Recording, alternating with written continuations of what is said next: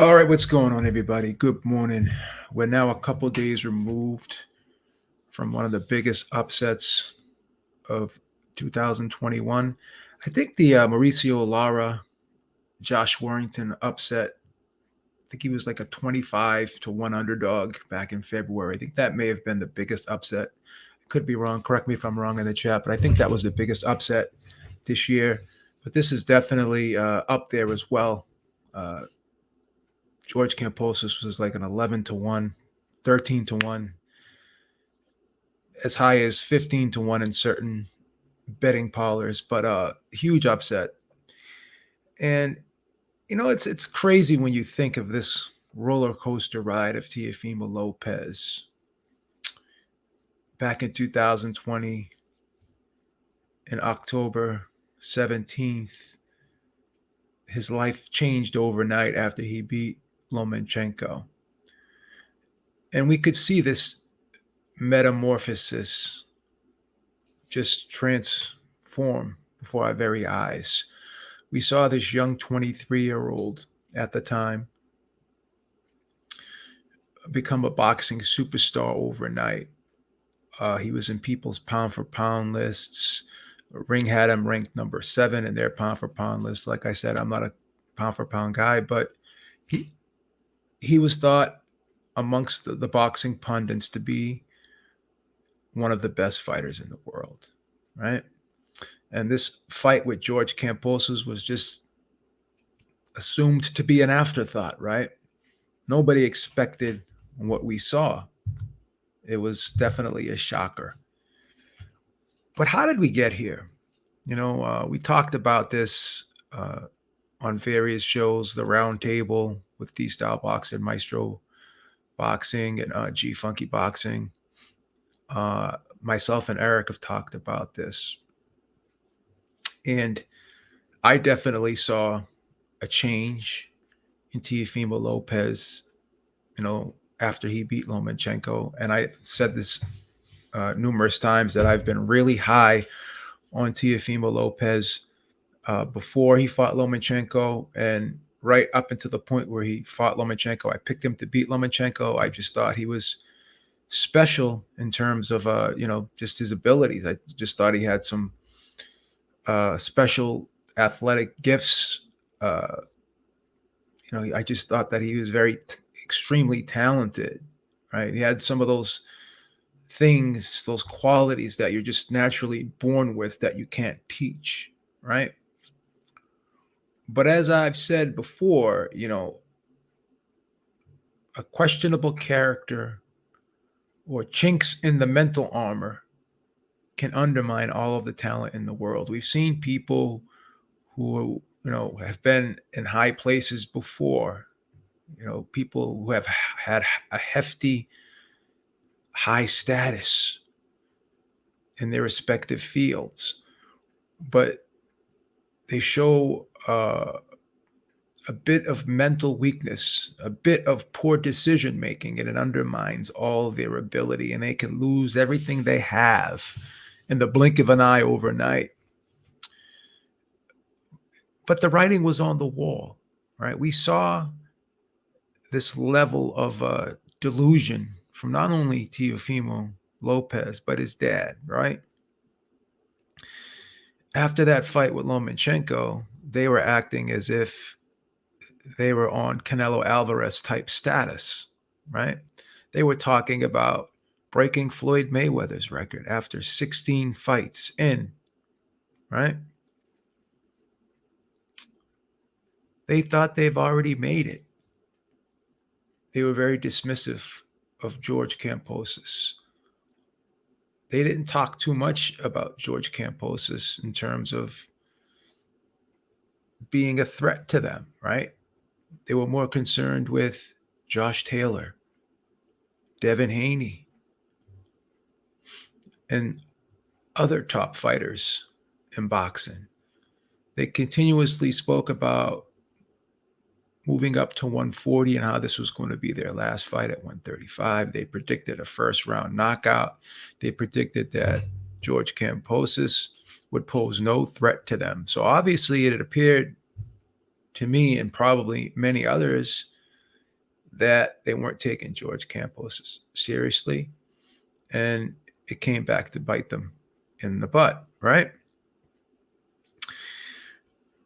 But this sense of delusion that they had, thinking that they've already made it, thinking that they were superstars, right? Obviously, it was a great victory and it did change your status, but it also changed their mentality, right? Seemed as though they weren't hungry anymore. They had this sense of entitlement. They expected, you know, 10-figure paydays after one fight. They expected to be thought of as pay-per-view stars. And even after this loss on Saturday, Teofimo Lopez Sr. boldly said, well, you know what? We're going to go back to top rank and we're going to have 2 pay-per-view fights. Once again, the sense of delusion continues to go on, right? You know, Mike Montero made a statement the other day. I think he tweeted it out. He said he's never seen somebody rise so quickly and turn around and fall so quickly, right? It's been just about a year since he beat Lomachenko. And to my knowledge, and again, correct me if I'm wrong, this is probably one of the shortest title reigns I've seen in recent years. Right? Andrew Ruiz versus Anthony Joshua. Yeah, that was, he lost it in his first defense as well, too. But when you look back in recent years, this, along with the Andrew Ruiz title reign, were among the shortest. And once again, Andy Ruiz had that mentality, just like Buster Douglas when he beat Tyson. I've reached at the top of the mountain. There's nowhere to go but down. And once again, when you think you've already made it, there's nothing left to strive for. And you got that sense with Teofimo Lopez and his dad. And then you were, listening to all the interviews, reading all of these crazy tweets that Teofimo Lopez was putting out there.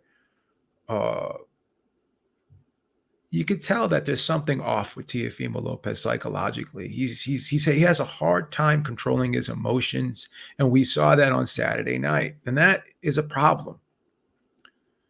Was it too much too soon for the 23-year-old, now 24-year-old Teofimo Lopez? Him and his dad have been together in boxing for 20 years, according to Teofimo Lopez Sr., right? So I guess he was boxing since he was 4, right? According to Teofimo Lopez Sr. The biggest enabler here is Teofimo Lopez Sr. because he's not telling his son the truth. And his son is just eating everything up that his dad has been telling him, right? He's been eating everything up that his dad has been telling him. So can he change? When you develop a bad habit, if you've been smoking for 20 years, right, they say that it's going to take 20 years of not smoking to reverse that damage. Well, there's been 20 years of damage inflicted upon Teofimo Lopez by his dad, right? Now he's only 24 years old, right? But the issues with him not being able to control his emotions, that sense of delusion that this young man has, and even after the fight and the days leading after the fight, they're continuing to say crazy things like, oh, we lost because the fight was on DAZN. We should have never left Top Rank. His management team is delusional too. When they sat down after the Lomachenko fight, they were already talking as if they were pay-per-view stars, that they should be getting 10-figure paydays, as I said earlier in the video. Instead of focusing on getting better and continuing to evolve and continuing to elevate up the ranks like Canelo Alvarez has done. Canelo Alvarez always was a dedicated, focused guy. People can criticize him all they want, but he took the game serious, right? He never let the fame get to his head. This young man and his dad, they both let the fame get to their heads. They both let the fame get to their heads. And it was an issue. And the writing was on the wall. We could all see it. We could all see it. And usually after a situation like this, right, you say to yourself, this could ruin a young man, a young fighter. Or he could learn from this. But if changes aren't made, then you have to ask yourself, how can he learn from this? If they're not willing to accept the problems and the issues at hand, how can they correct it? If they're still in denial of what happened on Saturday night, listening to the father, Teofimo Sr., saying, oh, we didn't lose anything on Saturday. We're still in the same position we were before this fight. We'll just move up to 140 and we'll fight Josh Taylor. Josh Taylor's not going to fight them. Josh Taylor's going to fight Terrence Crawford next. He's going to move up to 147. Why should he fight Teofimo Lopez? There's nothing in it for him. Right? There's nothing in it for him. Right? They've been complaining for about a year, almost a year and a half or so, that this weight cut for them has been horrible. Right?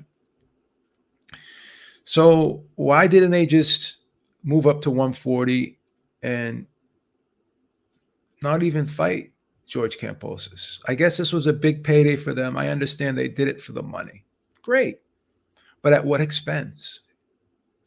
Now you got to start all over again. Now you're back at the bottom. And because you burned so many bridges, and you even heard Teofimo Lopez said, yeah, we're going to stop calling people out. We're going to stop talking now. So they basically realized that they burnt bridges. And when you burn bridges like that, no one's going to do you any favors. You fight George Kambosos in a rematch. If he wants to fight you in a rematch, you're going to have to go to Australia. You're going to be the B side. You're going to take the short end of the money. Like Andre Ward said, once you lose, the pay scale changes, right? And because of the way you acted after that Lomachenko fight, the way you trashed your promoter Top Rank, and then you went right back to them and signed another long-term deal with them, even after trashing them and going over to Trilla and now Matchroom, right? Even after all of that, right? You go back to Top Rank. Do you think Bob's going to forget everything you said to him and everything you said about him? Do you think Top Rank is going to forget about that? Do you think all of these fighters that you trashed, that you said were garbage, that you said that aren't on your level, do you think they're going to go out of their way to fight you now that you don't have titles, now that you've dropped down in the rankings? Do you think that anyone's going to do you guys any favors now? So in my opinion, the damage has already been done. And the only way it can be corrected is you have to change your environment, change your surroundings. You got to fix the problem, you got to make changes. If you can, what's the definition of insanity? Continuing to do the same thing over and over again, knowing it's not working. Now you could sit there and say, well, look how far Teofimo Sr. got him. But did he really get him there, or was it just because Teofimo Jr. himself was just that athletically gifted, right? Going into that Lomachenko fight, no one expected him to fight such a technical, cerebral fight. But the stars were all aligned in that. They were all aligned on that night. Everything was going good for him. He was with his wife. Everyone was talking in the family, right? Everyone was talking in the family. It seemed like his life was starting to stabilize. Things were starting to to go in the right direction for him. But after he beat Lomachenko, split up with his wife, started getting depressed, was tweeting out that he was suicidal during the pandemic, all these crazy tweets, he just started to mentally unravel. It's almost as if he couldn't take the fame. And this guy is like up and down, up and down. It's almost like this guy's a manic depressant, you have to say to yourself. This guy is manic, right? He's bipolar. Sort of like Mike Tyson, when Mike Tyson was fighting in his early years, how the fame was too much for the young 21-year-old Mike Tyson becoming heavyweight champion. It was too much to bear at that particular time. He said as much. And you have to ask yourself, maybe 10, 15, 20 years down the line, if Teofimo Lopez will look back on this and say, yeah, I didn't know how to handle this. It was too much too soon for me. I let it all go to my head, and I didn't know how to deal with it. But I'm going to go on record right now and say, and I hate to say this, and I don't wish bad on anyone, I think Teofimo Lopez will never be the same after this fight. I think he's ruined. And I hate to say that. I'm not rooting against the guy at all. I just think he's ruined. I think he's ruined, and I think by staying with his dad, he's going to continue to deteriorate as a fighter. And I just think that he's going to have some serious issues until he makes changes. And once again, as I said, he's been with his dad for 20 years. It's going to take him a long period of time to forget all of that training, all of that, the whole mentality that was instilled in him by his father, all those behavioral patterns, that all that's going to take time to erase, right? So if he's with somebody else, they're not going to be able to snap their fingers and change all the damage that his dad has created throughout the course of his career and his life, right? So he can change, but it's going to take a monumental effort to change. And I question whether it can be done. And I'm very skeptical if they're going to do the things to be able to bounce back from such a hard loss like this. H, welcome to the panel. It's been a long time. How you been? Joe Habib, ringside reporter. H Money is here. What's good, my brother? What's going on, brother? So, man, I'm good, man. What a great week of boxing. Unbelievable upset. George Kambosos Jr. shocks the world, upsets Teofimo Lopez to become the undisputed lightweight champion of the world. And the new undisputed lightweight champion, George Kambosos Jr., the ferocious, ferocious Kambosos. Amazing fighter, bro. And man, Teofimo Lopez was a great champion. He was on the pound for pound list. He was the undisputed champion. He just beat Vasily Lomachenko, and George Kambosos did a number on Teofimo Lopez. He got in his head, similar to some Tyson Fury type of tactics. Went in there, beat him mentally, and beat him in the ring. He boxed a masterclass. He was on point. The jab, the footwork. He was a man on a mission, Joe.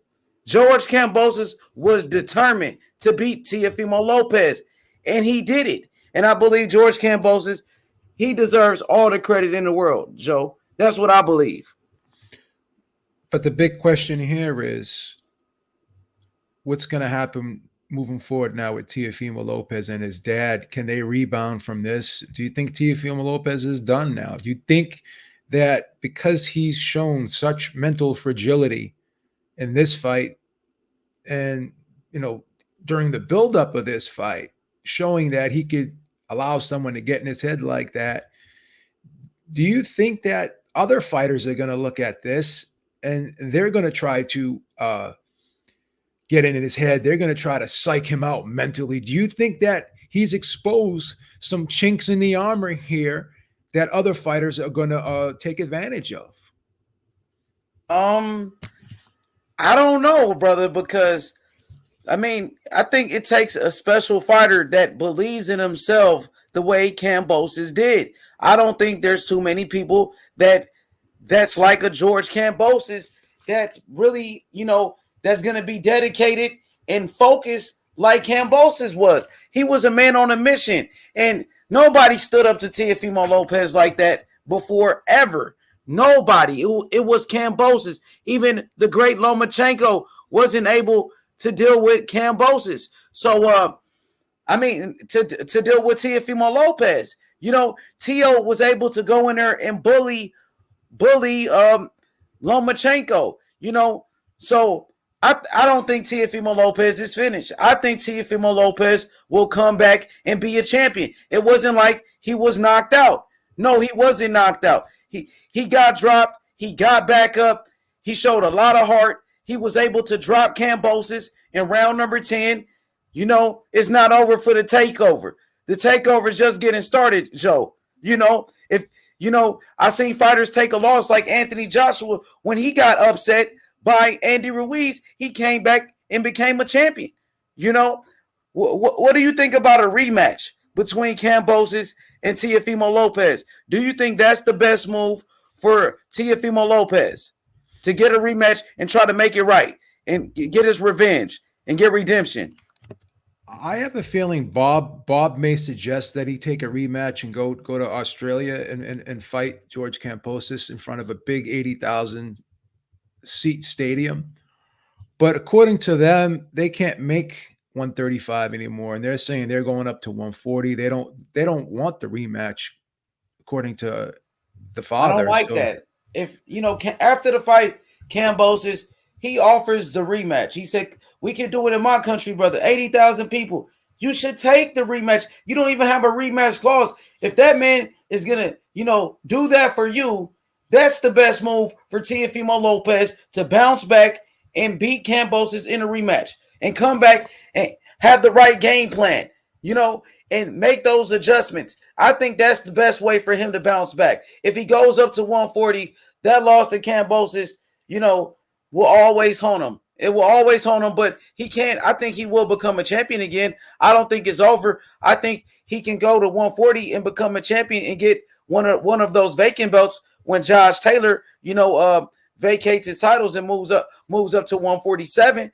No, it's not over for him. I think he can become a champion again, brother. We seen Adrian Broner take a loss to Maidana. He came back and became a champion. So, yes, I think Teofimo Lopez, he will still be a great fighter, and I think he still will make it to the Hall of Fame one day. He was already an undisputed champion. He was already pound for pound. He accomplished more than any other young fighter in boxing, including Tank Davis, Devin Haney, Shakur Stevenson. He's done the most out of any young fighter, brother. So we can never take away his accomplishments. Well, if Josh Taylor does vacate, you'll still have Regis Prograis up at 140. You'll have Jose Cepeda. You'll have, Jose Ramirez. And you have to ask yourself, can he beat those guys? I don't think he can beat Josh Taylor. I think Josh Taylor is too mentally strong, too mentally tough for him. I think he's too talented. He's big too. He's bigger than Teofimo. He's like 5'10". Regis Prograis is a smaller junior welterweight, but I actually thought Regis Prograis beat Josh Taylor. It was a fight that could have gone either way, in my opinion. But he's another tough, mentally strong type, slick southpaw. He's a tough guy. Zepeda's another tough guy. In my opinion, I think he should move up to 140. I think he should try to get a fight with Jose Cepeda. I think that would be a good fight for him at 140. That would be a tough test. Jose Cepeda is highly ranked at 140. He beats Jose Cepeda, then he can get ranked, and then he can position himself for a title shot. But he's not going to be able to just go up to 140 automatically, in my opinion, and fight Josh Taylor. I think Josh Taylor is going to vacate those titles, and I think he's going up to 147 to fight Crawford next. So that will leave us with, I don't think he's going to fight for a vacant title right off the bat. I'm not sure he'll be able to maneuver himself into a position like that.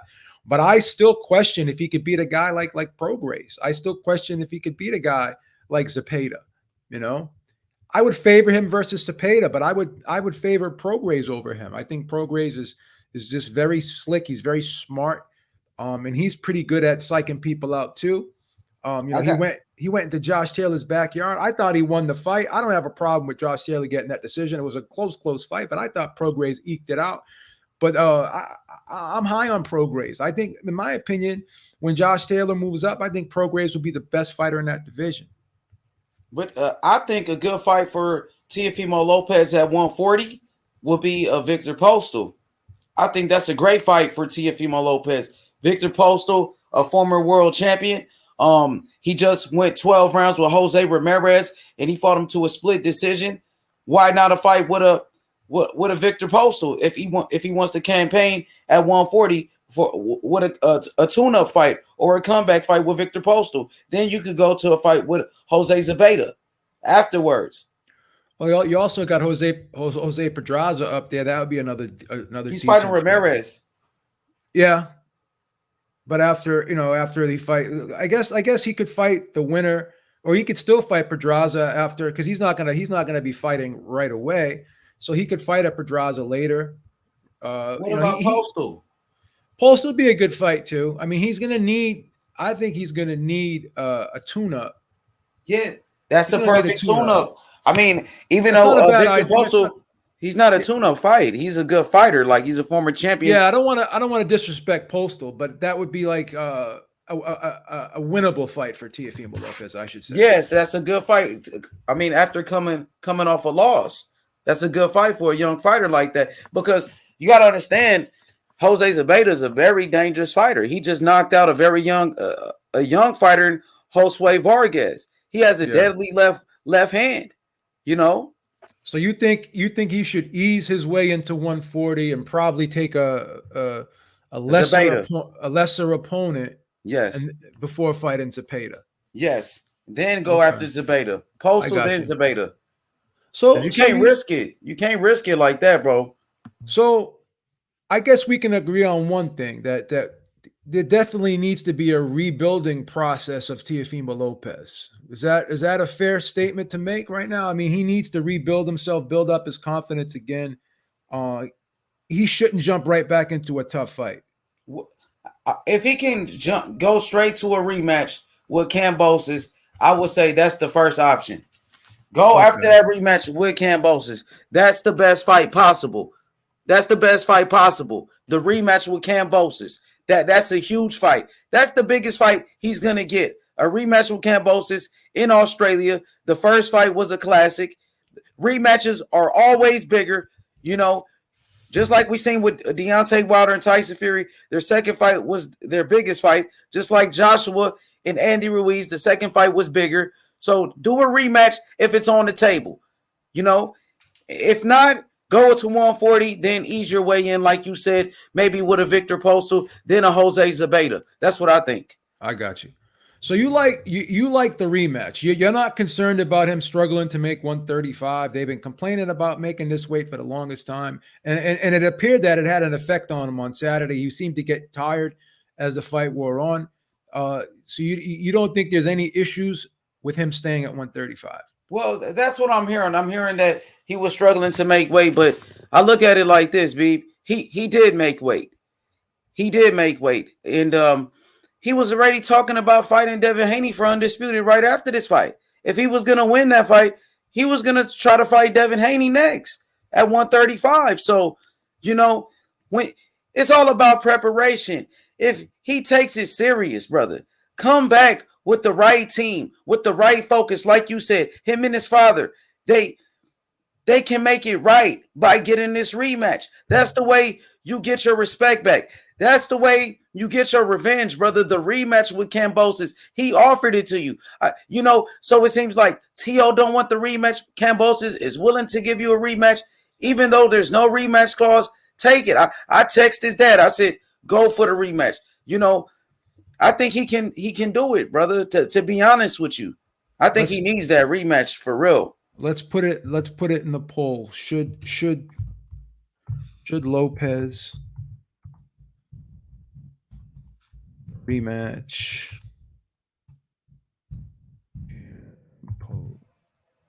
That's the best fight for Lopez. He needs that rematch. Most people think he can win it too. A lot of people think he can win it. if he comes back, with the right team, because I know his mom was his I guess his nutritionist for this fight. Yep. So he didn't do the same thing he did for that Lomachenko fight. It was no Joey Gamach. That's what I was going to ask you. That's what I was going to ask you. Was it a mistake not having Joey Gamach in the corner for this fight? Did they think that now all of a sudden we made it, we don't need Joey Gamach anymore, we don't need any help? It just seems like they just had this mentality like we're on top of the world right now, no one can touch us, and we don't have to be hungry anymore like we were before. Was it a mistake getting rid of Gamach? All right, say they don't get rid of, say he doesn't get rid of his dad. Should they bring someone else in to help? Yes. They gotta bring someone back in like Joey Gamach. Was it a mistake to let Joey Gamach go and not be in this fight? Did they think they didn't need him for this fight because this fight wasn't tough enough? Yes, it was a big mistake. It was a huge mistake. And I mean, that's the team they had when they beat Lomachenko. Joey Gamach was there. It worked. If it's not broke, don't fix it. And it backfired on them, bro. It backfired, man. So yeah, they and the crazy part is Kambosos knew everything that was going on in his camp, and he was saying it. It came true. Everything that Kambosos said. No Joey Gamach. He got rid of the Cuban trainer. He got, he was struggling to make weight. Oh, he's partying, he's smoking, he's drinking, he's doing all of this. Kambosos said this months ago, and it showed in the ring, man. And Kambosos he got in his head, bro, and he beat him. He beat him, bro. Like, Kambosos is the man, B. He's the cash cow. He's the A side. He has all the belts in the lightweight division. Kambosos calls the shots. So moving forward, they got to make a lot of changes. They gotta restructure their team. They got to change their mentality.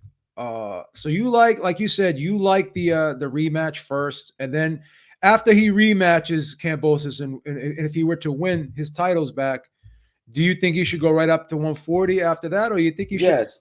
Okay. Go straight to 140 after that. One more fight at 135, and then just go right back to 130. Then yes, one more fight, and the only fight will be the rematch with Kambosos. That's the only fight you take at 135. Now, if you can't make 135, you can't do it no more. You got to rebuild. Then you take a fight at 140. You go up to 140. Since you can't make 135, you fight Victor Postal. Get back on the winning streak. Then you go after Jose Zabeta. But you can't just jump in there with a Josh Taylor now. No, there's no possible way. Me personally, I won't even go straight to a Jose Zabeta fight. I wouldn't do that. That's too dangerous of a fight. You can even like fight on Ivan Baranchyk too, basically, just to get yes, that's another name. Yeah. And I mean, look, he suffered some severe facial damage. I heard he had to get surgery on his eye. I don't know, man. This was a bad loss. Have you ever seen someone go to the top so quickly and then fall so fast? Yeah, have you ever seen so. have you ever seen something like this before? Yes, I think so. Maybe like one or two other times. Maybe Andy Ruiz is another example. But who else in recent years besides Andy Ruiz have you seen go up to the top so fast and then fall? It's simple. Adrian Broner. But what about Broner? The Maidana? I don't know. Broner won titles in like 4 weight divisions though, and it took him a while to fall. When he went up to welterweight, it took him a while to fall. This guy was on top for a year. He was at the top. Last year in 2020, he was up the top. He was on people's pound for pound lists. And then like a year later, he loses his status in a little over, like in just about a year's time. Yeah, I got you. Now that makes sense. Where he was at the top for a while, but it wasn't that long. And then on top of that, we was in a pandemic, so he really couldn't celebrate it.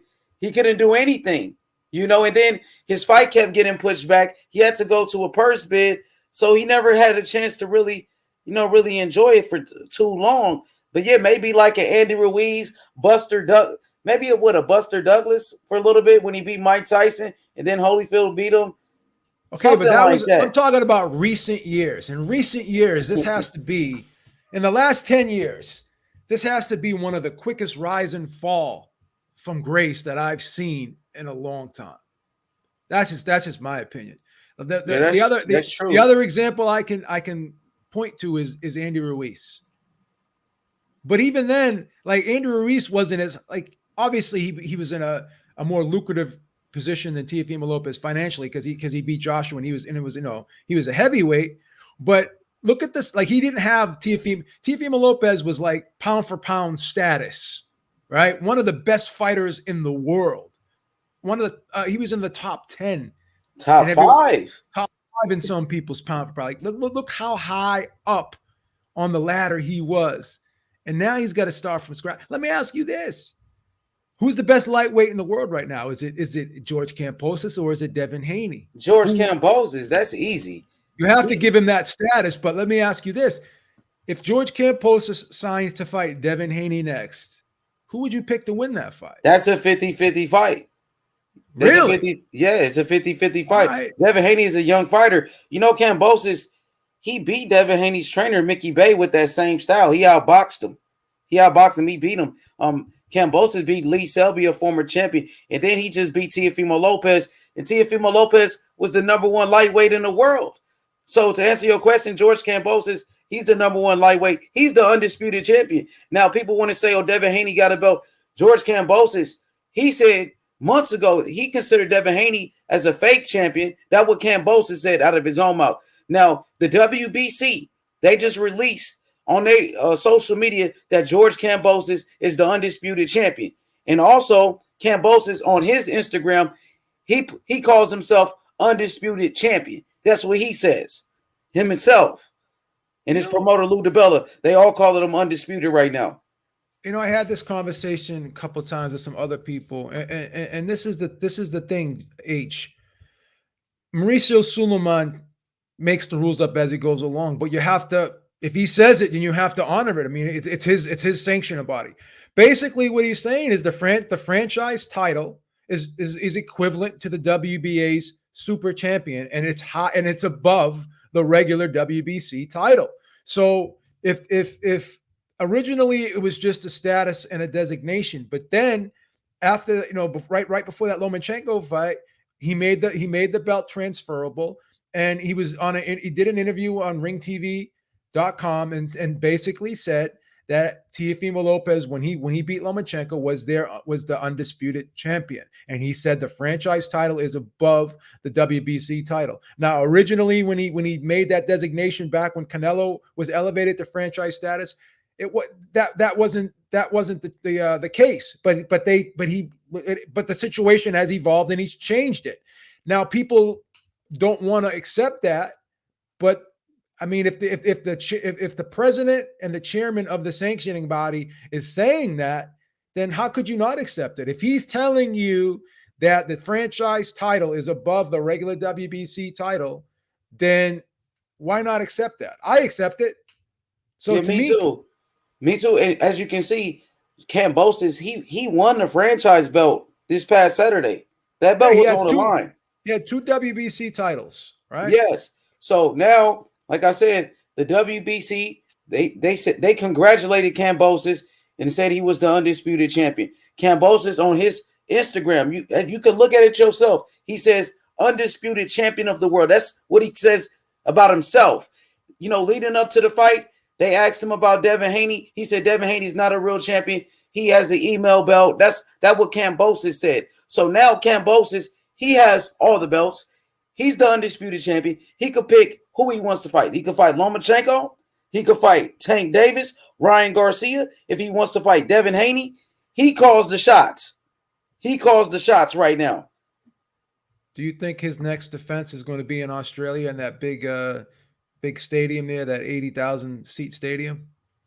Yes. They love boxing in Australia. Tim Tszyu, brother. I called a Tim Tszyu fight. Tim Tszyu versus Jeff Horner on my channel. I had 2,500 people in the chat. These people love. Damn. I swear, they love boxing. He's the biggest thing in Australian boxing right now. They said he got the greatest win in the history of Australian boxing. He became a superstar overnight. He not only does he have Australia behind him, he has Greece behind him, the Greek, because I think he's Greek as well, He's Greek, yeah. He's got Greek heritage as well, yeah. And then he was Manny Pacquiao's sparring partner. He's popular in the Philippines because of Manny Pacquiao. And even in America, we know him. So he's big time, B. Yeah, man, he's going to do 80,000 people in Australia, no matter who he fights at this point.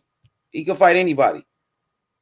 I'm curious to see what Bob Arum's going to say to Teofimo Lopez when Bob Arum sits down with Teofimo Lopez Jr. and Sr. I'd love to be a fly on the wall for that conversation, man. Like, what are they gonna say? What is gonna be the game plan? I may try and call Bob Arum today, try to get an interview with Bob Arum today, because I gotta ask him some questions about, this whole situation, man, because they've had a tumultuous relationship. It's been up and down, up and down. Now that they don't have that leverage anymore, now that they lost, we have to admit this, H. This is a significant step back for Team Lopez, no? Yes, it is. But at the same time, he took a loss. I think now Lopez, he's even bigger after the loss. You think that, TH? I mean, really? It's not a good thing. It's not like taking a loss is not a good thing, but we saw that with Anthony Joshua. He lost to Andy Ruiz. It made him bigger. Mike Tyson lost to Buster Douglas. It made him even bigger, brother. Like, more people, if he would have just went in there and knocked out Kambosos, this whole thing wouldn't be that big. Just because he lost the fight it's like a big controversy. Everybody's talking about it. Even like Yo Live, the day he lost, when I think you called out T.O. and his dad, you had over like 400 people in here. It was crazy. That video has like 5,000 views right now. Yeah, that's what I mean. It's crazy. That's not a lot of views, but it's a lot of views for someone like me in a small channel, It's a big deal, brother. So his name is much bigger now. I don't know, man. I just hope the kid, comes back, man. I love Teofimo Lopez, the takeover, man. He's a young fighter. He showed me a lot of heart, though, Beeb, just to let you know. He got back up. He kept fighting. He tried his best, but he came up short. He lost to a great fighter. And right now, Kambosos, he's one of my favorite fighters in boxing. Kambosos, I'm one of his biggest fans, man. This kid is special. He's tough. Man, I love Kambosos, brother. I've been watching his fights, man. That kid is special. He can box. He can box with anybody. I got him beating Tank Davis. I got Kambosos beating Lomachenko. I think Kambosos is the real deal. Nobody beats him right now, bro. Not even Haney. I got Kambosos over anybody. So basically, you're thinking they can sell this comeback story right now. The comeback. Yes. The return, yes. It used to be the takeover. Now it's the comeback, right? A minor setback for a major comeback. That's going to be the new tagline, right? Yes, and he's hated, bro. I think people, they will pay money just to see Teofimo Lopez lose at this point. But he did it to himself. They did it to him. You don't think they got big-headed after they beat Lomachenko? You don't think they thought they already made it? You don't think they had that sense of entitlement and stuff? I don't know, man. You didn't see a change in behavior, like the way they acted, and weren't those interviews and some of the stuff they said, wasn't it kind of cringeworthy to you, or no? I mean, they were always like that. His dad was always saying those type of things, T.O., he always talked a lot of trash, but I mean, of course, it did change him a little bit. It would change anybody. He became a star overnight as well when he beat Lomachenko. So he's a young fighter. He's going to make mistakes. I think he did change a little bit, to be honest with you. Just that whole purse bid and people giving him, bad advice, Beef, and I think that all played a role, bro. I think that's what it was. Yeah. So I don't know, man. I mean, I'm gonna be skeptical moving forward. If I don't see some changes being made, if I don't see someone coming in to try to help him out, then I'm gonna be skeptical. I think this is going to be a longer rebuilding process. I don't think anybody's going to do them any favors because of all that trash they've been talking and the way they've been behaving. I think that Bob Arum's going to punish Teofimo Lopez. I don't know if he's going to get him another fight right away. I don't know if he's even going to try and rebuild him. he may hold a grudge over Teofimo Lopez after all that's gone on this past year. How he went to Triller now with Matchroom. He may hold a grudge. That could be a problem moving forward. Bob may just say, I'm not gonna do this kid any favors. I'm gonna let this kid suffer a little bit, like he kind of did to other fighters who challenged him. Like he shelved Nonito Donaire for a little while when Nonito Donaire was having some issues with him. Remember that? Yep. So we've seen Bob and Mikey Garcia. Mikey Garcia and Nonito Donaire are two examples of people who had to fail Bob Arum in Top Rank's wrath after challenging them. They were shelved, right? So I know Teofimo Lopez has a contract with Bob Arum, but I'm sure the financial terms of that contract are going to be totally restructured now after him losing and after him not being the champion anymore. So that's the thing. Yeah, he'll be back, Beeb. People make fun of Tio because he lost the fight, but people can't take away what he accomplished at such a young age. When he beat Lomachenko, he made it to the pound for pound list. He was the undisputed champion. So the kid made history, man. I still love the kid. I know he can bounce back. Teofimo Lopez will be a champion again. He will rise again. The rise, and now it's time. It's time.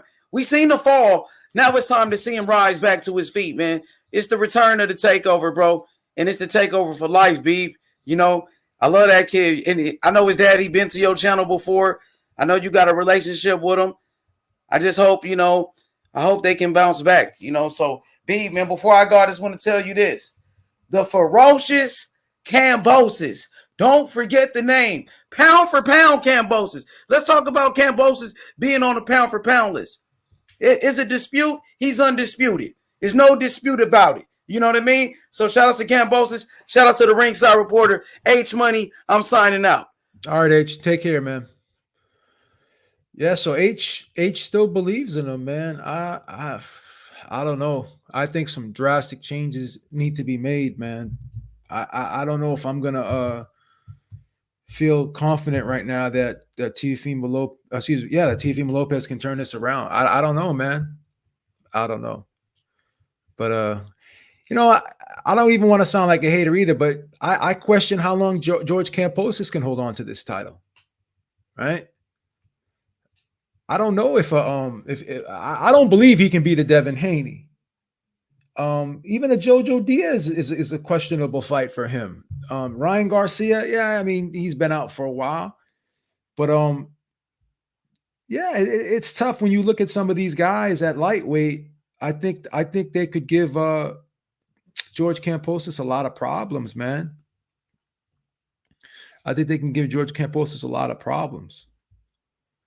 And if he takes on a Devin, like if he takes on the winner of Devin Haney versus Jojo Diaz, that's going to be a tough one for him. And I'm not so sure that he's going to hold on to this title long. I'm not trying to be a hater. I'm not trying to be a jerk about it. But I question whether he can hold on to this title long. I think Lomachenko. I would pick Lomachenko to beat him. I would pick Devin Haney to beat him. Jojo Diaz, I think he may be able to pull out a Jojo Diaz fight. That would be a tough one. I think he matches up well against Jojo Diaz. But as far as like Vasily Lomachenko and Devin Haney, I think those would be two tough fights for him. That I would probably pick. I would pick Lomachenko to beat him, and I would pick Devin Haney to beat him, in my opinion. So I know we talked about what's next for Teofimo Lopez, but what's next for George Kambosos? Will there be a rematch in Australia? Will there be a fight with the winner of Devin Haney versus Jojo Diaz? What's gonna be next for him? Who's he gonna fight next? Would they even fight Ryan Garcia? Ryan Garcia threw his name in the hat. Is that a potential fight that could happen? Is that something that you guys think could happen as well? Tank versus Kambosos, yeah. But see, problem with Tank is they're gonna want to be the A side. They probably ain't gonna want to go over to to Australia if they had to go to Australia.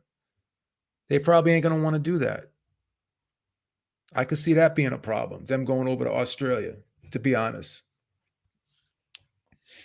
I think that would be an issue.